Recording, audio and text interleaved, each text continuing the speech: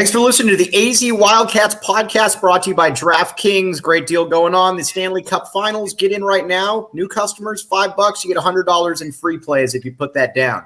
All right, now joined by a traveler, a man world be free, also known as Matt Muehlebach, who is also off watching his daughter play volleyball. Matt, fill us in on what you're up to. I am, I'm in Phoenix right now. Got a big volleyball tournament. All the volleyball, if you know, you know. All the volleyball dads know what I'm talking about. 100 courts in the convention center, and it's pretty fun. It's actually pretty fun. So I'm actually doing a little work around the lunchtime hour and fitting in a nice little podcast with you, right. Luke. And Matt, let's be honest. There's nowhere you'd rather be either. That's got to be awesome watching your daughters do work. Oh yeah. When you're a girl dad, I mean, when you're a girl dad, it's the best. You want to be hanging around them. So it's a lot of fun, man. I didn't know anything about volleyball until my daughters got into it. All my buddies, that I played with, Judd Bushler and Steve Kerr and Bruce Frazier, they were all volleyball guys. And I used to see them peppering around around our dorms and stuff. And I'm like, would you guys stop doing that? This is a terrible sport. Right. And, I love it now. I love the sport. It's an awesome sport. But forget and Judd that, was good, huh? And Judd was pretty good too. Shoo, man, he was ridiculous. When he retired from the Bulls, he retired for a few years, and he was honestly, when he started playing, I think when he got in his 40s in some of these like international tournaments, and he was one of the best players, not in the country, in the world. That's how good he was, and still is. He still can play, but pretty fun stuff. And from that team, my '88 team. It's insane how many kids have played, sports in different areas, and a lot of volleyball players. Judd's daughter played at UCLA. Kerr's daughter played at Cal. Joe Turner's daughter played at U of A. Harvey Mason's daughter played at U of A. Pretty amazing. So you mean to tell me that there were some good bloodlines that came out of that '88 team there, Matt? When teams went out to look at Steph Curry, didn't they look at his dad and say, his dad was like the 15th pick in the draft and a pretty good shooter. Don't you look at fathers and say, that might make sense?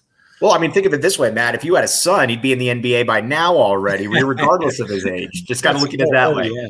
So that was, I should have gone pro after I was a sophomore because I had potential at that point. Mm-hmm. And maybe the draft's based off potential. I know. Right. So let's talk some NBA draft. Let's also talk about your buddy Steve Kerr, who's doing some really good things as well. But first, let's just break it down player by player. You use the term wiggle when it comes to Ben Mathurin. I noticed on a national broadcast one time that was brought up about Ben Mathurin going to the Pacers. What do you think about the fit? Also, what do you think about his ability to be able to make plays off the bounce with his wiggle at the next level? Yeah, I think that was what he needed to do this year, right? Yeah. I mean, that was the question on him. He could shoot the three. We all knew he could shoot a catch and shoot. We knew he could finish, but it was everything in between like 22 feet and 1 inch. And and I think he proved it. I think the other thing he did and proved to me that I was unsure of was I didn't know about his competitive makeup and his will and those things, which we'll talk about your guy, Dalen Terry, here in a minute. Mm-hmm. I gotta give a shout out to you because you called that in I don't know, like December, I think you called it. You said that guy's going to be a top 15 pick. And I thought you were crazy. And not that I didn't think he could be a top 15 pick, maybe in a year or two. I just didn't see it this early, but you nailed it on his skill level, his spirit. But anyway, back to Ben. We'll talk about Dalen. I think I thought his competitiveness, his emotion, and all that we saw in the TCU game, in the Houston game, in the UCLA game. So that was what made me. That's why I think he became a number 5 pick is because of those intangibles, or number 6. I think it was 6, right? No.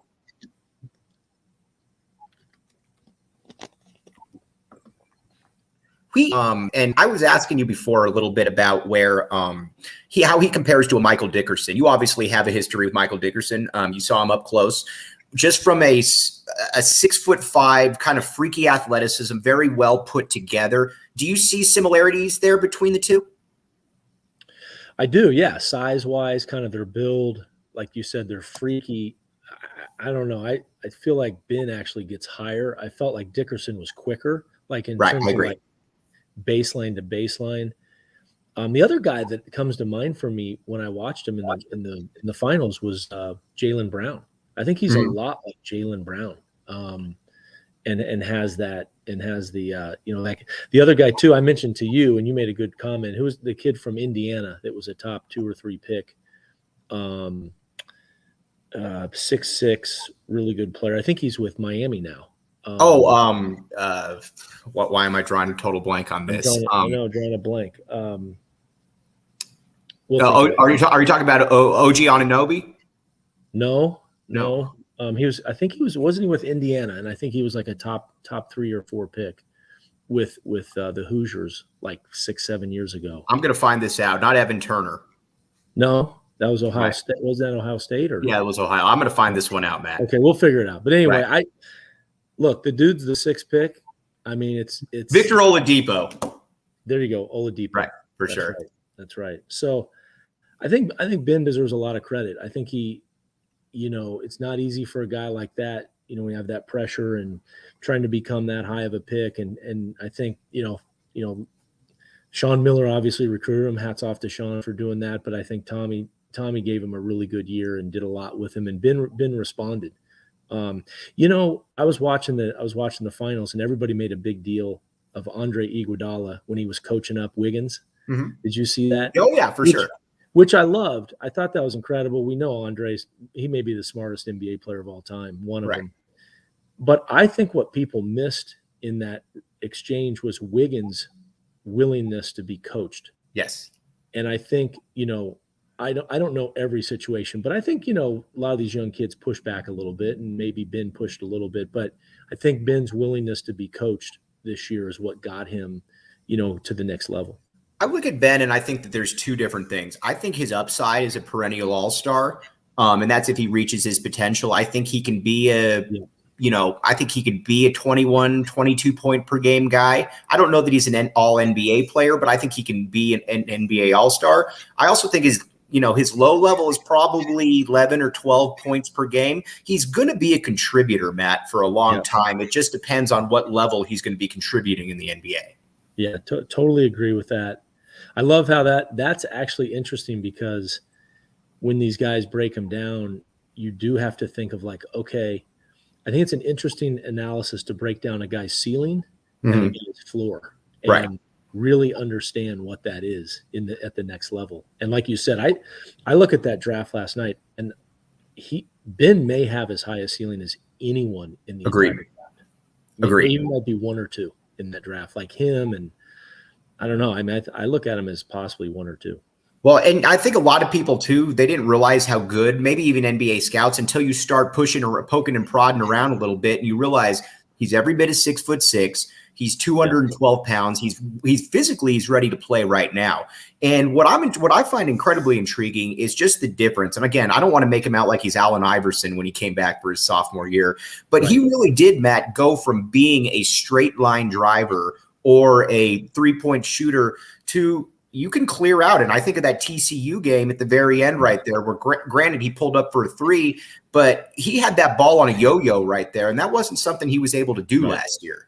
So I'm going to use that term next year a little more now too, ball on a yo-yo and wiggle. I got wiggle in my arsenal now.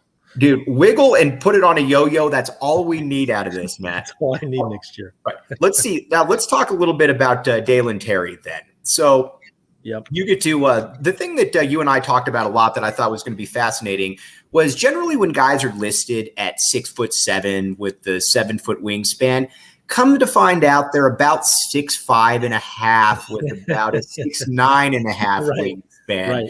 Right. Dalen Terry goes there. He's correctly measured, and they find out that he's every bit of 6'7". And not only is he every bit of 6'7", he's got, I don't want to say he doesn't have a point guard feel for the game, but he's got innate physical and mental features that you can't really coach, from the ball handling to the passing. Yeah, I think a lot of times people started this year and they would start with, well, he's not a great shooter, or his shot looks a little funny. By the way, a lot of credit too to Tommy Lloyd and his staff for 100%. working on that shot. changing it a bit. And then, of course, Dalen putting the work in. But to your point, if you get beyond that, there are so many positives. Like, he's really, to me, a poor man's kind of a young Andre Iguodala. Mm-hmm. You know, like, look, and I know Andre, Andre was pretty damn good. Mm-hmm. He was the man. You know, he didn't come in as a role player. He was the man. So he had a little difference there. But again, the size, the sort of length, I just love Dalen's, his unselfishness, his defense. He doesn't care about scoring. And, so often, I told you this, so often the NBA, you hear things like, we care about a kid's attitude. We care about his spirit. We care about the unselfishness, how he plays. And then when draft day comes, I've seen it happen with GMs. They fall in love with none of those things. They fall in love with the shiny object over there that can, exactly jump over everybody. And Dalen can jump over people too. But, I just think that the intangibles of him, to use a cliche, checked every box. They're off the charts. His spirit is amazing. And I think that the scouts and the GMs and them took notice of that. And in addition to all the other, like you said, innate IQ and passing and ball handling, playmaking, all those things. There is one difference that you mentioned to me a couple months ago, and I wanted to get to in just a second. But Ricky Garrett says, how many spots do you think Terry jumped up after doing the combine and pre-draft? I feel like he put the nation on notice. Yeah, Ricky, I think he went from being a mid-second round pick to being the 18th pick. I think you could make the case favorably that he probably jumped 30 spots right there just off, potential working out. You made a very interesting point, though, a couple months ago, Matt, when I was asking you, and I said, well, why isn't he Andre Iguodala? Why can't he, be what Andre Iguodala was? And again, this isn't an insult to Dalen Terry because we're talking about a guy who's a borderline Hall of Famer. He doesn't quite have Andre's sudden athleticism. He's a very good athlete, and you were the one that coined that. Andre is a 10-plus athlete across the board, especially when it comes to suddenness. Yeah. His like dynamicness, if that's a word, right? His suddenness, his ability to be so dynamic is in the top 2 or 3% of the NBA, especially when he was at his prime. I mean, he's still throwing stuff down, like going down the lane, throwing it down for sure. But like you said, I mean, well, I always laugh about, you talked about Kerr earlier, relative to these NBA players that are otherworldly athletes. These are not normal human beings. Right. But Steve Kerr is an incredible athlete. Mm-hmm. And he got dissed a lot for not being a great athlete, or I did, hey, Matt doesn't. Well, yeah, when you compare me to Sean Elliott or Allen Iverson or whatever, yeah, that's true. But Kerr was an incredible athlete. Terry's an incredible athlete. But yeah, Andre was like just beyond such a good athlete. And again, his IQ, his length, his strength. There were so many things that he could do. And Andre was more of a scorer than Dalen. I think that's going to be for sure, 100% step for Dalen. Can he become a little more of a scorer? Look for that a little more, because Andre would get to the rim, get to the free throw line, and had a little more of an offensive just force or will. Right. And I think and again, Dalen's only a sophomore. So Yeah, William Anderson, he makes a point here. He says DT will have the best career of the three. I'll put it to you like this. I wouldn't be surprised. I think Ben's probably got the highest upside. But if we were to sit here in 12, 13 years and we come to find out that Dalen Terry has been a starter in the league for 11 years, 10 years, whatever, I wouldn't be in the least bit surprised. Now, fit is interesting there. I was hoping he was going to go to a team like the Spurs or the Heat. The Bulls are kind of meh. But I think if you go in there and you realize that we're going to have to work with him a little bit, he's not going to be able to play immediately. It's almost kind of a redshirt year for him. I think you can really bear some fruit there at the end there, Matt. Yeah, I think anybody that has that, I think like in football, the best player in football with Mahomes, that year he had to just play behind Alex Smith. Right. And if Dalen can get some time to kind of work his way through it.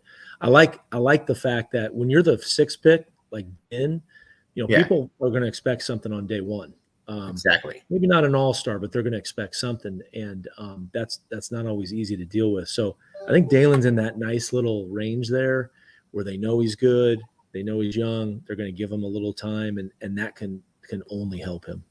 All right, real quick. Matt mentioned the Kansas City Chiefs. If you want to get in on the Kansas City Chiefs, that was a very good reference right there. DraftKings Sportsbook app, code word PHNX. Put in $5, you get $100 in free plays if you bet on these NHL finals. 21 and up, Arizona only. Gambling problem, call 1-800-NEXT-STEP. Matt, do you have big expectations for your Chiefs right now? And if somebody was looking to get on the DraftKings Sportsbook app, do you expect them to have a good season this year? Oh, of course. Come on, Lukey. Come on, my man. They're going to suck. They only got Pat Mahomes. Come on. So, but they did get rid of Tyreek the Freak, though. Right. But I also think, though, that he's so good that, all right, well, you get rid of him, you draft a first-round receiver, you bring in Juju. Don't feel bad for the Chiefs. They're going to be okay. And that also means don't feel bad for Matt Muehlebach as well. That's where we're going with that one. So, all right, let me get to you. Let me get your thoughts on Koloko here. I don't know that I've seen a big man maybe improve this much over the course of maybe 1 year since, maybe Jordan Hill.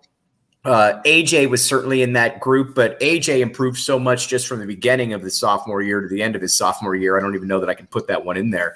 But the improvement that Koloko showed was off the charts, and you've got to get a lot of kudos to Tommy Lloyd for the confidence that he instilled in Koloko.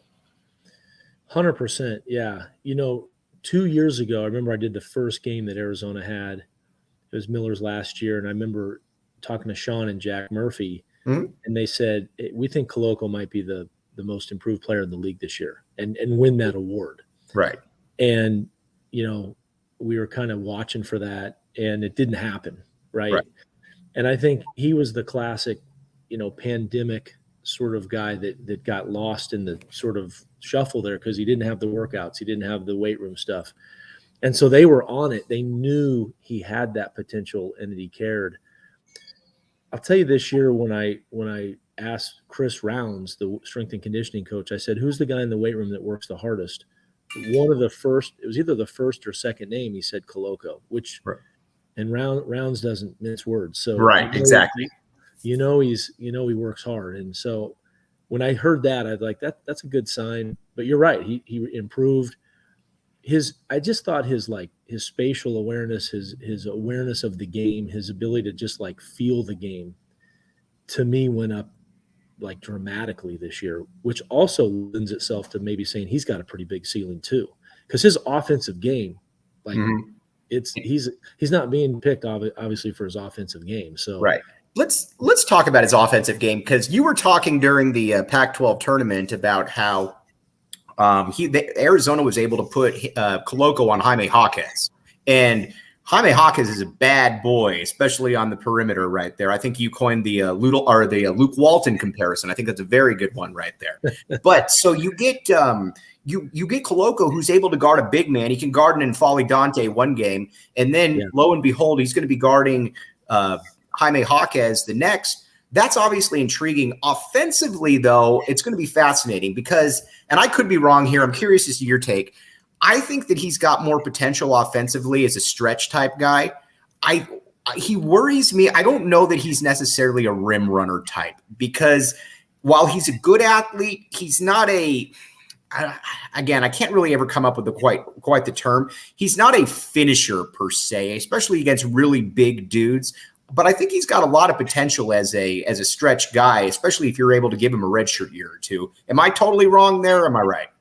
No, I think you're right. Remember when I was doing his first game or early on, just looking at his free throws, and he didn't shoot it well statistically, but his form is good. Mm-hmm. He has good rhythm on his jumper. He has good form. He has all the pieces. And I always remind people, and again, I'm not comparing him to Channing Frye, because Channing was a special type of talent. But I think the number is Channing only took 24 threes, his entire college career. Mm-hmm. And so, and I don't think Koloko is not probably going to be Channing Frye, shooting it. But my point is that can evolve in a big way if you have the foundation and the tools for it. And I think he does. He shoots his free throws really nice. He's improved those a ton.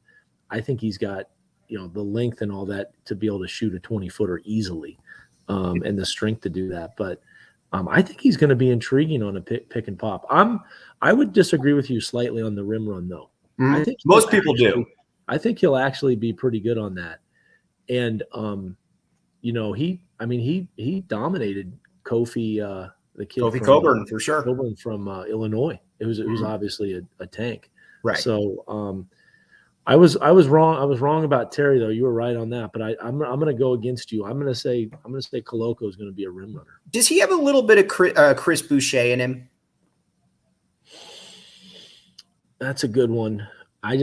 Boucher's was a far, I think, more his shooting and offense were a little bit, for sure, perimeter wise, we're way ahead of him. Right. And I think Boucher's even longer, isn't he? I mean, I'm not even sure. It's funny. Every time I look at the Raptors game, well, I don't watch a lot of Raptors. I'm nerdy, but I'm not that nerdy.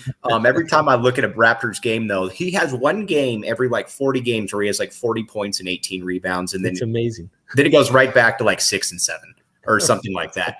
All right. So in summation, before we get to Matt's guy, Steve, right here, I like how everything panned out for the U of A. I also think too that it's just a great point for Tommy Lloyd. Not that he needs any help, but Matt, I'm assuming you grew up wanting to play in the NBA before you grew up wanting to play in college basketball. Is that fair?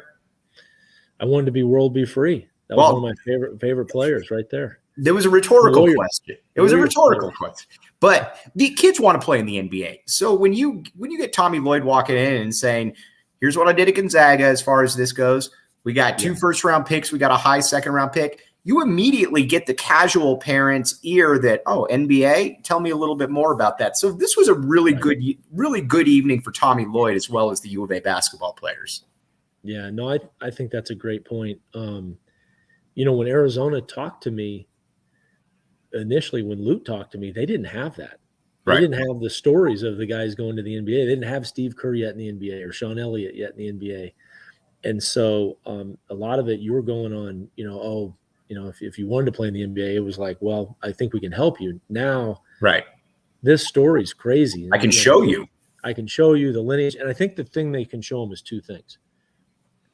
They can show them that Arizona's a brand and people pay attention to brands like Arizona, like UCLA, like Kansas. They draft guys from those schools. Mm-hmm.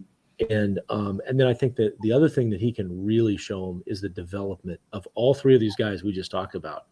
And he can go into the homes and say, look, I'm going to develop your – so we're about development. That's what Tommy was about at Gonzaga. That was really one of the pillars of what made their system work. And I think that to me is kind of gold for them to be able to say that.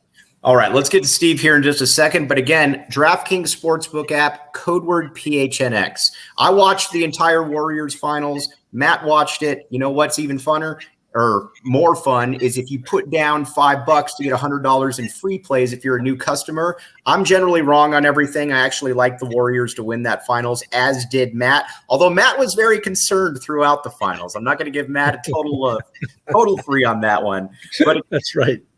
21 and up, Arizona only, gambling problem, call 1-800-NEXT-STEP. They'll get you all taken care of.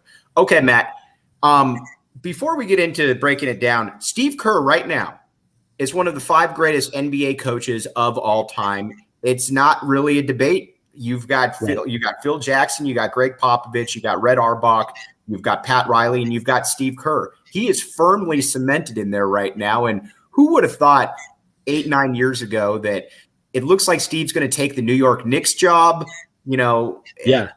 And here we are 9 years later. He's got 4 titles. And like you and I talked about yesterday, this thing isn't slowing down anytime. Yeah, they got a window there. They got young, good, hungry players. They got the DNA, the championship DNA. I don't know. I shake my head when I think of Steve. Like, I just think of Midas. The dude has the Midas touch. I mean, it's almost like anything he does, he has the Midas touch. It's just crazy, and couldn't be happier for him.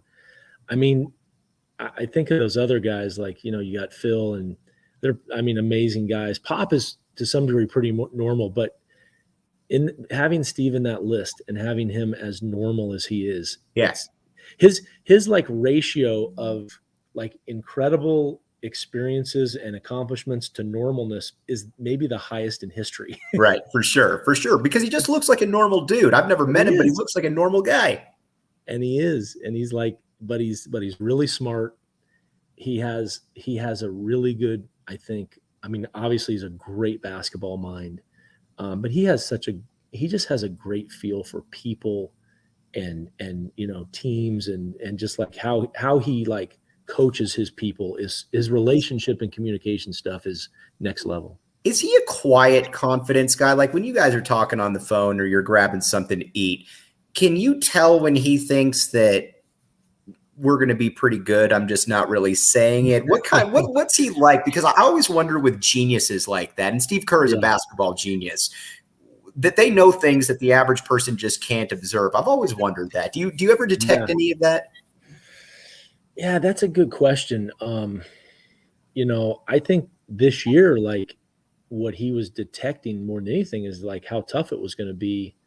And I think he was almost like, in a way, he was almost like surprised at how well he coached that team. That was his best coaching job that he's done. No doubt.